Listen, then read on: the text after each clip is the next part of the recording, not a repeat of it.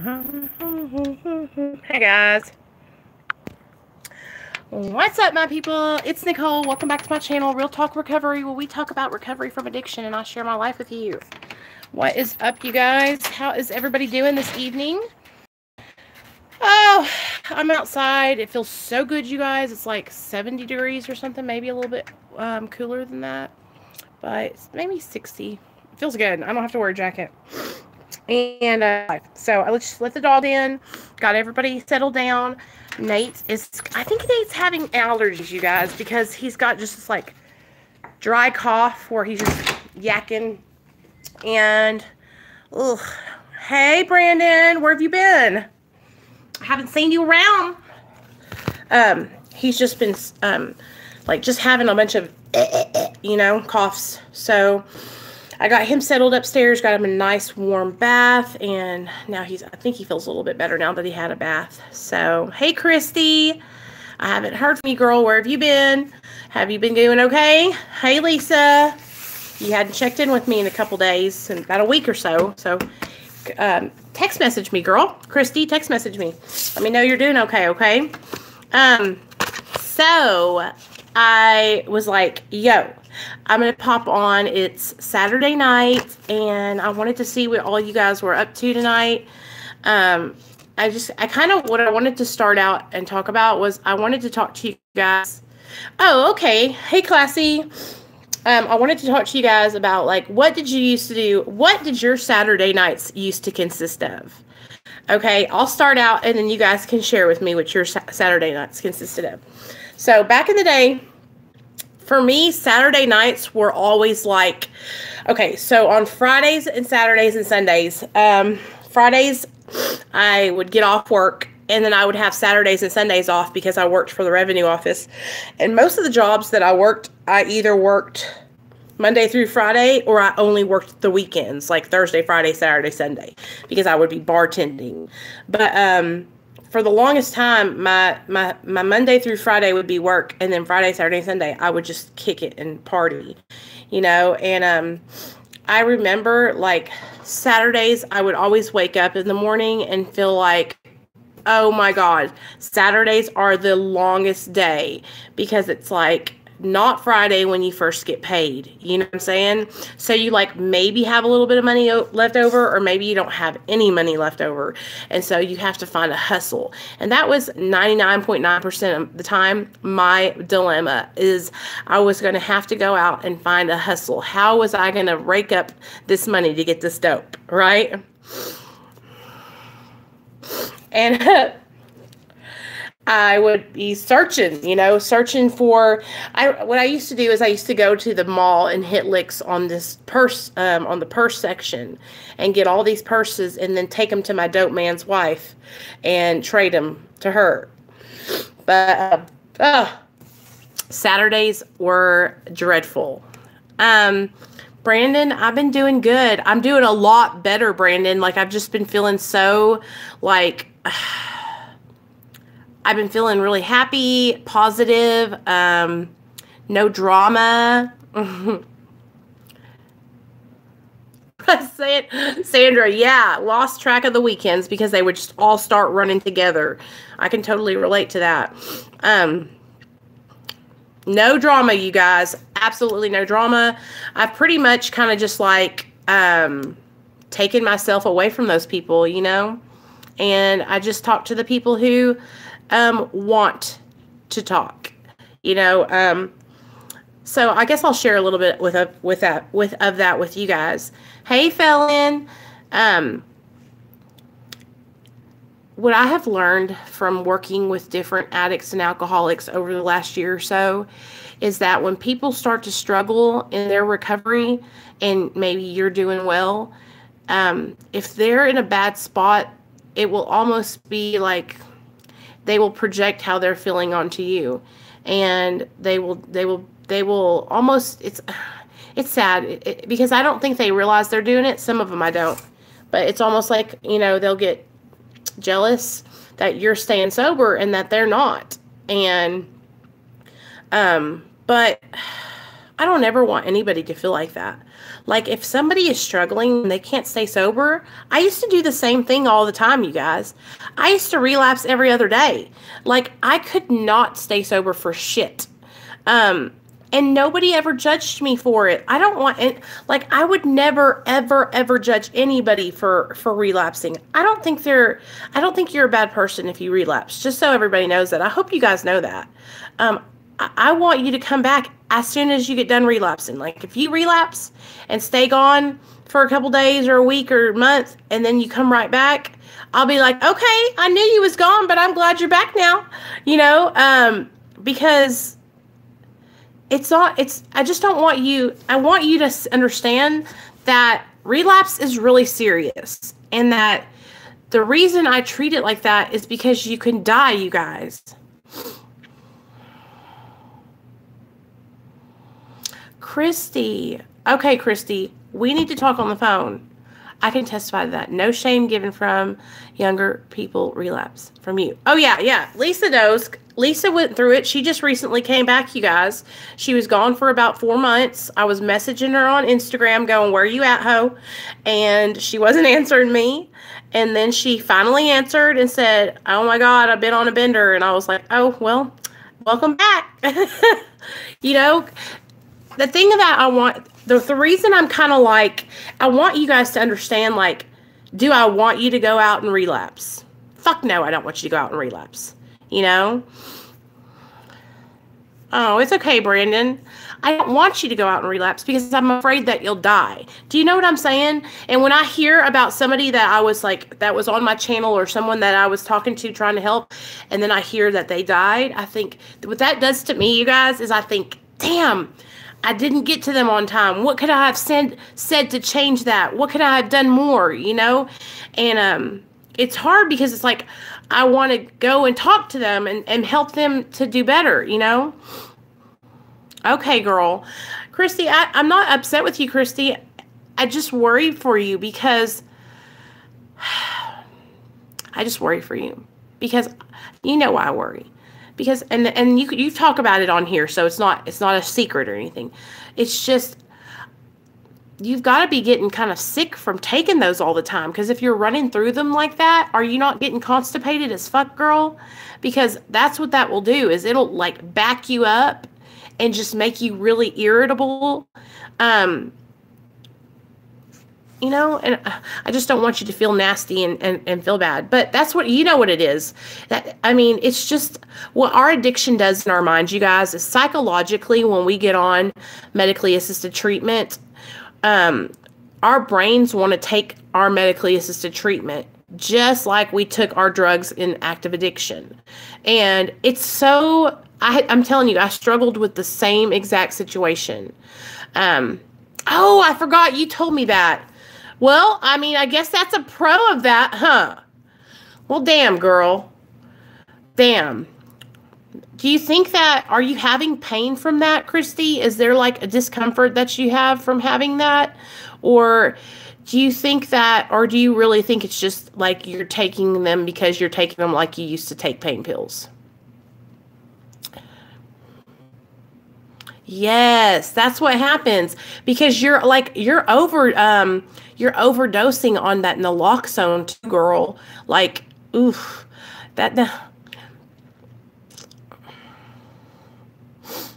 Yep. Like it. That's heck. Yeah. So that's what you're doing. And Christy, I'm glad that you can see that behavior though, right? Christy, I was struggling with my Norcos, but I'm trying to take them as needed. See, Felon, that's good that you're talking. So, see? Okay. It's easy to get caught up, you guys. Okay? So, there's no shame. It's normal what you're going through. Okay? When you, like, start overtaking your medication and stuff, it's just like what our addicted brain is like, oh, well, I'm going to take more, you know, and even if we're in legitimate pain, like Felon has legitimate pain, but her addiction overrides that pain, right? Heaven sent is Felon. Yeah, fell into trouble.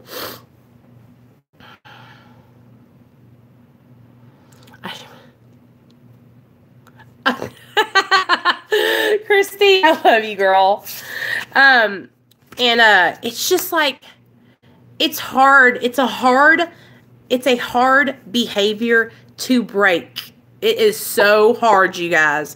And that's why I'm always like, if you're on medically assisted treatment, you're doing Suboxone or methadone, and you're not dosing once a day at the clinic, then you need to be in some other kind of program to work on those addict behaviors, because you can't break them alone, you guys.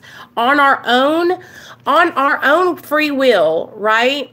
We like overtake our Suboxone. On our own, left to our own devices, we will take all of our Suboxones, eat all the methadone, drink all the methadone, everything, you know, and it won't be therapeutic. We'll just be abusing it, right?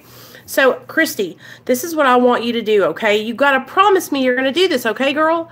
I want you to go and see your Suboxone doctor and let him know that you're struggling with taking it as prescribed, okay? Because maybe you don't need to be on Suboxone. Maybe methadone would be a good idea for you. Maybe that will hold you over better, okay? Or maybe your doctor will start having you come in to dose. But you need to talk to them and be honest, because what you're going to do now is you're just going to keep on running out of your Suboxone. And then what's going to happen when you run out and you can't get a hold of anybody that has any more? Okay? And then you're on the streets and withdraw. And then you go get heroin. And then what's going to happen? We're going to hear about Christy dead. Christy's dead on the subway, overdosed on heroin. Her body couldn't take it. She'd never done heroin before. She was sitting on the subway on her way to work and decided to snort a little line, and now she's dead. That's exactly how these things happen, because we think that we need to do this on our own, right? Yeah, because here's the thing with the Suboxone, the highest amount of Suboxone you can take is 24 milligrams, which is 3/8 milligram strips, you know? Well, Brandon, we know that, but we're not trying to push people to do that. Yeah, that's what would happen, okay? Like, because you know that when you're going out, and listen, Christy, you know that I care about you. I'm not trying to zero in on you or pick on you at all. Like, I'm just trying to help you right now. And everybody in here, we can all learn from this situation, okay? We can all learn, okay? Yeah, Brandon, don't tell her that. We can all learn from this situation, you know? It's like 100%. Like, something's got to change for you, girl, because you're going to run out, and then you're not going to be able to get them, and that's going to be a problem. You know, I don't want you to die. You know, fentanyl, that's your next step, okay? You're going to run out of Suboxone, and you're going to get fentanyl, and then we're not going to ever hear from you again, girl, because you're going to die. I mean, because Suboxone to fentanyl, like, you're going to die. Like, because fentanyl, I'm not even going to tell you. Fentanyl will override Suboxone, and it will fucking kill you. Because the step from going, okay, so Suboxone and then fentanyl jumps it and pushes it off your receptor, okay? But the amount that you have to do to push Suboxone off your receptor is like so exact that if you do too much, you're dead. You're dead. So that's how serious this is. Like, Christy, this is so freaking serious. Like, I mean, this is serious. Hey, girl. So, hey, Lydia. Right. Okay, Brandon. Everybody has their like vices and stuff. And, you know, I used to be like, okay, well, I shot this. And it's like, you guys, listen, either way, like, if you're doing opiates, high-powered opiates, Roxy's, fentanyl, heroin, you're going to die. You know, you're going to die. It's worse. Like, it's a horrible drug. Fentanyl is so strong. That's what's in heroin. The dope people are putting fentanyl and carfentanil in heroin, and it's killing people all over the United States. Okay?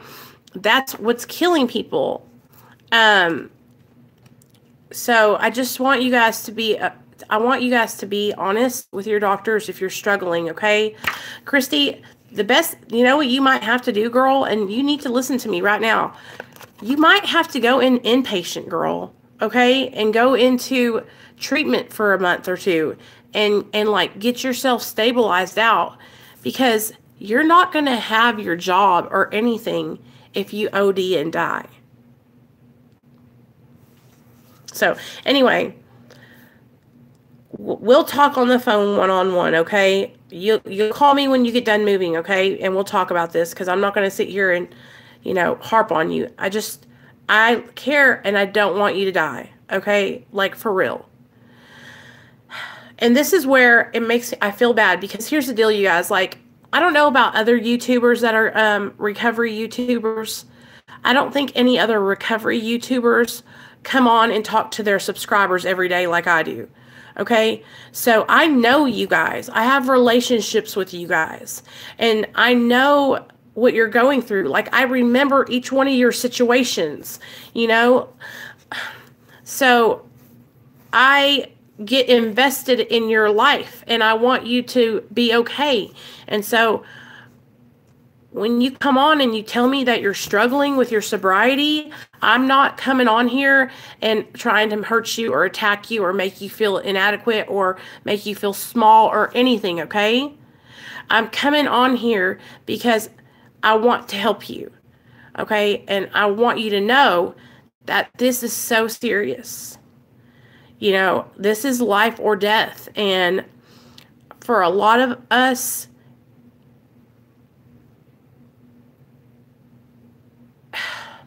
like I was talking to my husband earlier today, he can get all the raises in the world. He can make $5,000 more, $10,000 more. But if he doesn't stay sober, that job is going to fly off the hinges as quick as he got it. Do y'all understand? Okay? Every time I would get a good job and I would start working real hard, I'm going to put it on me. Every time I would get a job, I would be doing so good. I would get raises. I would get promoted, okay? I was running the whole Kroger store. Assistant manager, right? I was doing the damn thing. I was on top of the world. I was getting paid every Thursday, making bank. And guess what? I relapsed and I got high. And guess how long it took me to fuck that job off? It was 6 months and I was already off getting fucking that job off. You know? Christy, you can't listen to me. There's no shame. You have the disease of addiction, girl. That's all there is to it. That's all there is to it. So what I'm thinking that they might have to do for you, Christy, I'm so dead serious right now. You are going to have to give your medicine to your husband and have him give it to you. Because you cannot be trusted with it, girl. I know you. I can see it right now. Like, you remember we were talking on the phone the other day? I can see it now. Now I realize what you literally get up, take a piece, go to the subway, take a piece, get in the office, take a piece. Girl, you can't be doing that now. And the thing about it is, what makes me so, I want to just shake the shit out of you right now, because it's not going to do nothing to you, girl. It's just, you're just wasting it.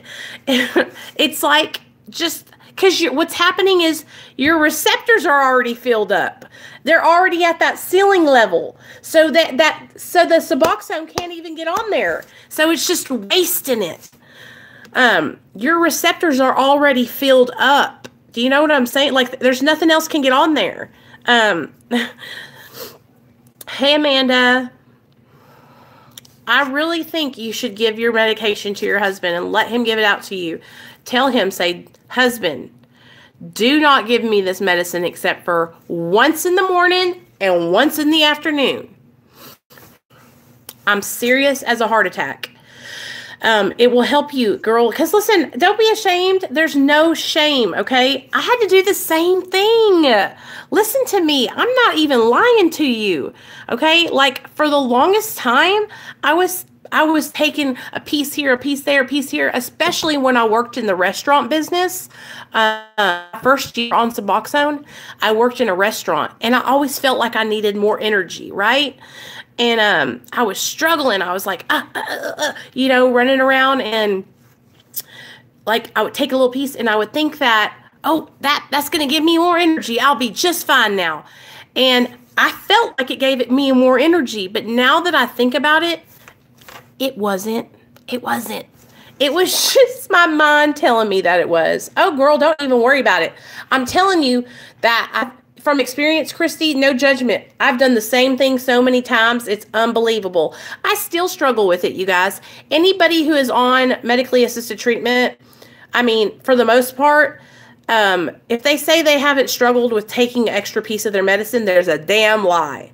Okay? I mean, for real. Because it's so easy to say, oh, I just need one little piece, or for instance, this is the epitome of what I go through now. Let me explain it to you guys. So you guys know I'm on a taper, okay? So I'm tapered down to 10 milligrams. So what I've been trying to do is just take my 10 milligrams or even take 8. So that way I can still save that 2 just in case I need it, right? Well, I'll make it through the whole day. I'll be doing so good. And then it'll be like 3:30, 4 o'clock, right? And I'm like, Nate wants to go to the playground. Okay, I can do this. I gotta take a little piece, just one little piece. That way when I go to the playground, I'll have more energy. And you guys, it doesn't even change anything. So I understand. Like, I know because I had the same struggle, I wouldn't even talk about it if I didn't, the struggle is real. But that's just because we're addicts, and it's always going to be like that with everything. With everything. Okay, there's people who have been sober for 20 years. Let me tell y'all a story.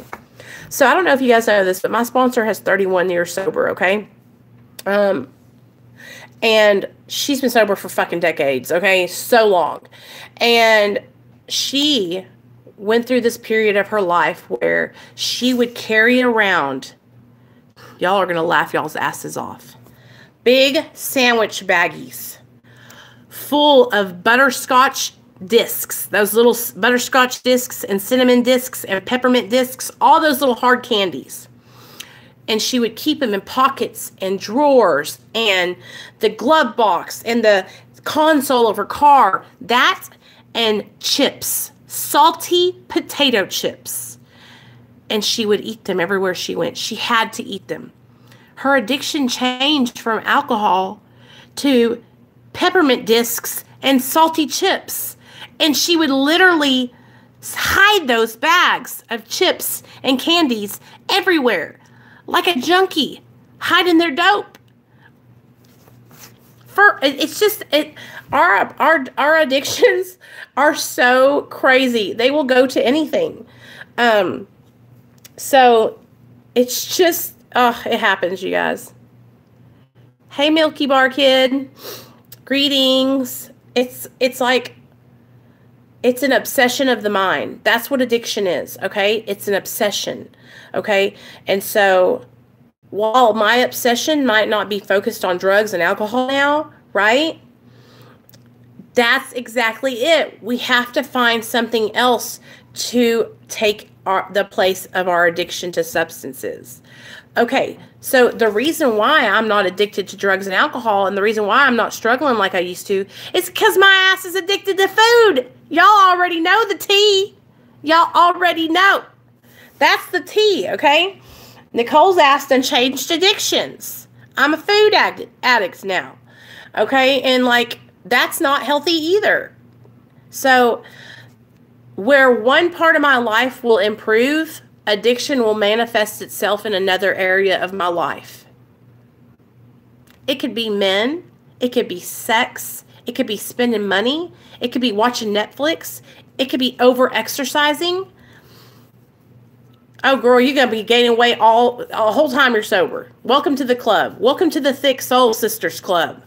Welcome to the Suboxone Big Fat Booty Girls Club.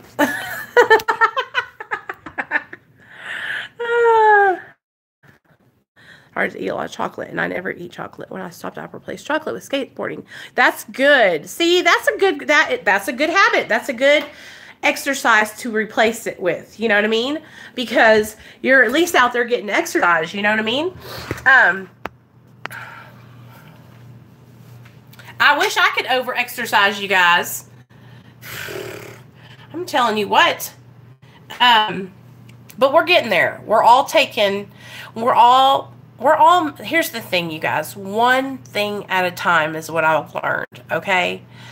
I can't beat myself up. Because when I start getting hard on myself and being like, oh gosh, you could do better than that, and oh, I ate a chocolate candy bar today, and I just start like really talking down to myself, it doesn't help me. It doesn't help me at all, right? So we just got to take it one day at a time. And like we were talking about, replace our addictions to unhealthy substances to, you know, to better things. Because that's what this is, you guys. It's an obsession of the mind, you know. And I'm telling you what, it's just, it's an everyday, it's a battle, you guys. And this is a journey that you're going to be on for the rest of your life. So there's no shame. Like, you're going to be on this recovery journey forever, you know, and all we can do is try to do better today, better than we did yesterday, right? And you know what, Christy? I bet if you start doing that again, watch it, Christy. Watch yourself get back into your skating in your gym, and watch you get normalized on your Suboxone dose. You won't be popping it every 2 minutes, because you'll be keeping your mind in those devil's playground, the hands, busy. It's almost like a hand-mouth thing, you know? When I quit smoking, well, y'all already know what I replaced that with. Fucking food. I'm telling you, like, y'all don't understand. Like, I can think of so many instances where, like, I gave things up and food took its place, you know? And 4 years, I'll be 4 years into recovery in July. And it's time. Like, I am going to make it a point to get my body in shape and get my health to be number one. Because not only do I want to feel good on the inside because I'm sober and I'm living my life right, but I want it to show on the outside too, you know?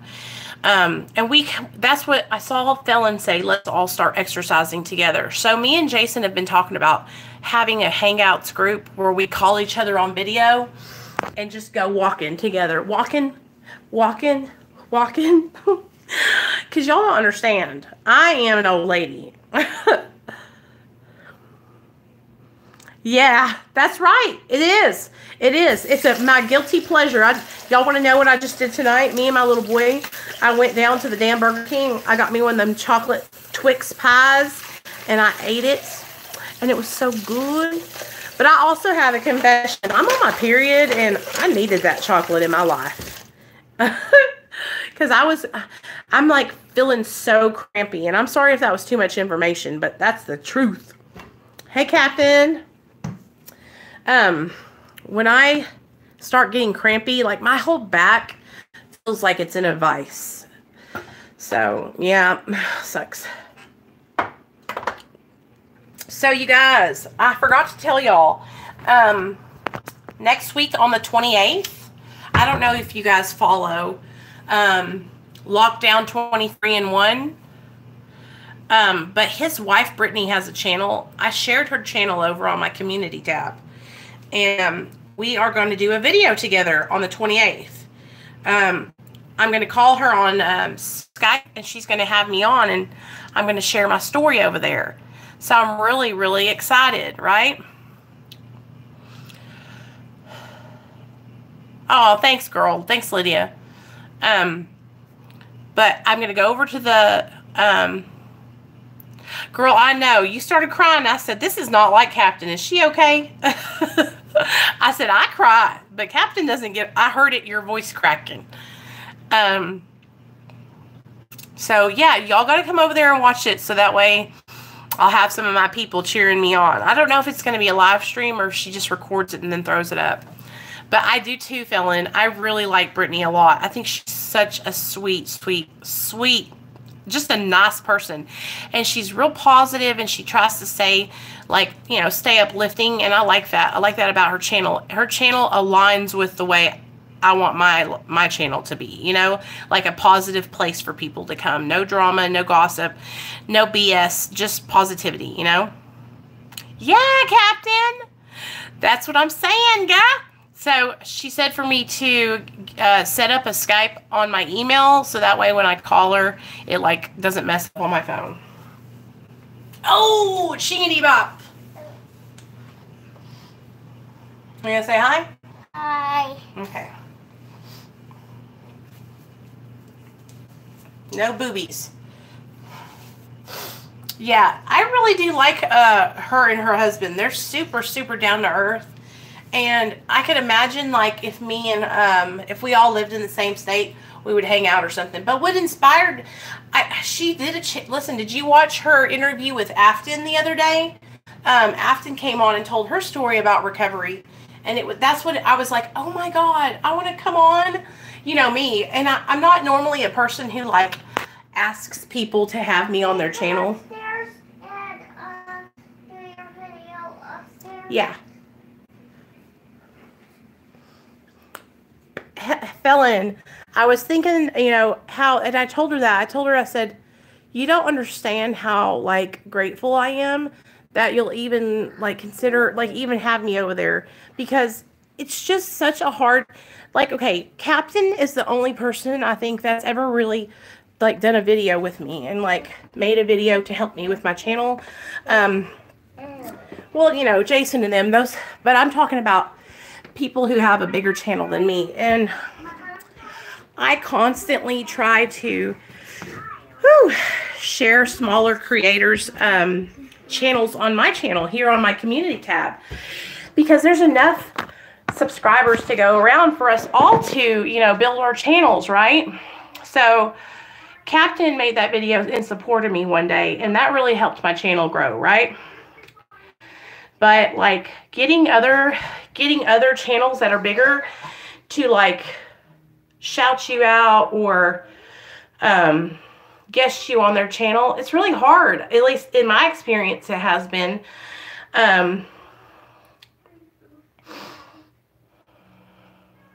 Yeah, that's what I'm saying, Captain. I want to, like, okay, so, like, I'm not embarrassed to say, like, hey, let's do a video. My friend from SoberTube, Brian, he actually collaborated with me when I first made my channel. And but I'm so, like, anybody that has like 100 subscribers, 200 subscribers, like, I'm all about putting them over here on my channel. I'm like, send me a video. And that's what I keep on telling people. Like, if you want to be on my channel, all you have to do is send me a video and I'll upload it. Send me a video talking about your recovery story and I will upload it to my channel. Send me a video and I will share it on my community tab. Like, if you want exposure and you want to get your channel out and it aligns with what I believe in on my channel, like, you know, positivity, recovery, addiction, stuff like that, I will put your shit I will put your stuff up on my channel. And most of the time, you guys, I just go and get your stuff and share it on my channel anyway. Like with her opiate fix, I just went over there. Okay, Captain, I love you, girl. I just went over there and got Leonard's video and shared it over to my community tab because I believe in what he's saying and I support that shit, you know? And so I guess I just don't understand, like, why everybody isn't like that. Like, I'm all about sharing everybody's stuff. Yeah, you know? Thanks, Christy. I want to share everybody's stuff over here so that way we can help more people, because I know not everybody is going to come on here and go, oh, well, I really like Nicole's delivery. I like the way she does things. But maybe one of these other recovery channels that I share over here will help you guys, you know? Maybe you'll be able to relate to them more than you can relate to me. And that's the whole purpose is, you know, helping the addict, okay? I'm not trying to sell you anything. I'm not trying to get over on you, you know. I just want to inspire people to change their lives and get sober, you know, because somebody helped me get sober and somebody inspired me to get sober. Somebody pushed me the extra mile to reach out and get help and to do the right thing, you know. I know, Felon, I know. And it's just, I don't ever want to lose the way I am. Like, I really pray every day for God to help me stay humble and to remember where I come from and to keep the people in my life that have helped me get to where I'm at the front, because I'm loyal. I will never back down and stop being loyal. That's just how I am. But anyway, yeah, so I'm babbling now. If you are a small creator, if any of you guys have channels and you want me to share your stuff over here on my channel, just say it. Just message me. Say, hey, Nicole, I just made a video. If I email it to you, will you upload it on your channel? And I'll say, okay. I'll have to watch it through, make sure, but then I'll probably post it. I'm not going to say no. And if I don't like it, I'll say, can you do this different? Or can you change this? And we'll work on it together. You know? I just want, like, that's what I want to do with my other channel. That's why I'm telling you guys, go over there and subscribe. And let's start getting people to tell their stories on that other channel. It can be just a channel for other creators to showcase their recovery. You know, I want more people to come out and start sharing their stories on YouTube. There's not a lot of people on here talking about addiction and recovery. So that's what we need to do, you guys. We need to help inspire people to open up their mouths and stop being anonymous. Because more people need to know that recovery is possible and that addiction is a disease and the stigma is real, and we got to support each other, you know? So, okay, I'm fixing to get on a soapbox, so I got to get off here. But I love you guys, and let me show you one thing. Look at my little pop socket with my little man's face on it. You see that little man right there? That's my little boy. Okay, I love you guys. I will talk to you later. One more thing. Oh, that's me when I was in active addiction. Look at them legs. Okay, anyway. I'll see you guys tomorrow. Tomorrow is what, Sunday? So we'll do a live stream about 11 o'clock in the morning, okay? 11 Central. All right, guys, I'll talk to you later. Bye.